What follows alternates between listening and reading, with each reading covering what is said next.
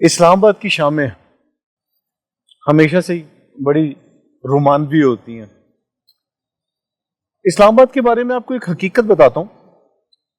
اسلام آباد میں ایک دور ایسا تھا جو آج سے کوئی 35-40 سال پرانی بات ہے، جب یہاں کے درختوں پر طوطے، مینائیں، بلبل رہا کرتے تھے، لیکن اب اس کی جگہ کالے پلے ہوئے کبوں نے لے لی ہوئی ہے۔ آپ کو پتہ ہے ایسا کیوں ہوا؟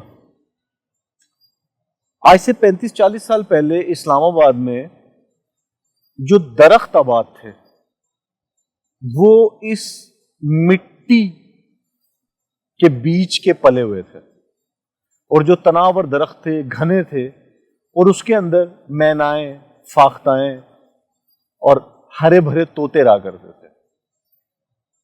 پھر ہم میں سے کچھ لوگ عقل مند ہو گئے اور انہوں نے طے کیا کہ اسلام آباد کو مزید خوبصورت بنانے کے لیے یہاں کے جو پیداواری درخت ہیں ان کو کاٹ کے یہاں پر امپورٹڈ درخت لگائے جائیں۔ تو ظاہر سی بات ہے، سمجھدار لوگ جو ہوتے ہیں ان کی بات کے اوپر فوراً لبیک کیا جاتا ہے۔ تو اسلام آباد سے یہاں کے پیدا ہوئے درختوں کو اکھاڑ کے یہاں پر امپورٹڈ درخت اور ان کی شجرکاری شروع ہو گئی۔ اب ناظرین، وقت گزرتا چلا گیا، درخت بڑے ہوتے چلے گئے۔ اب کیونکہ وہ درخت اس زمین کے نہیں تھے تو ان درختوں پہ آماج گاہیں مینا، فاختہ، کوئل اور طوطوں کی بجائے کالے کبوں نے لے لی، اور آج اسلام آباد میں آپ کو پرندوں سے زیادہ درختوں میں پلے ہوئے صحت مند کالے کبے نظر آتے ہیں۔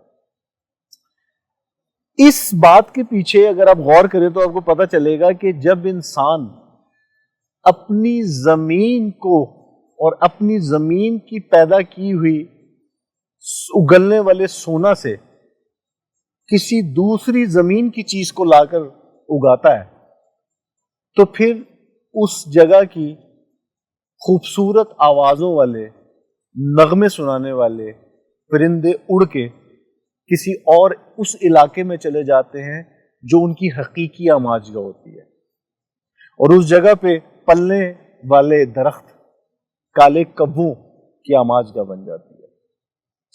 میرے ملک میں بھی صرف درخت ہی امپورٹ نہیں ہوئے، دماغ بھی امپورٹ ہوئے، لوگ بھی امپورٹ ہوئے، جنہوں نے میرے ملک کے اداروں میں آ کر کے اپنے ملکوں کے تجربات کو اپلائی کرنے کی کوشش کی میری سرزمین پر، اور نتیجہ کیا نکلا؟ میرے سبز حلالی پرچم کے ارد گرد کالے دھبے لگنے شروع ہو گئے، اور وہ آج تک لگ رہے ہیں۔ ملائیشیا کے لوگوں کی کہاوت ہے، پڑوس کے ملک میں سونے کی بارش ہو رہی ہو اور اپنے ملک میں پتھر کی بارش ہو رہی ہو، تب بھی اپنا ملک، اپنا گھر سب سے بہتر ہوتا ہے۔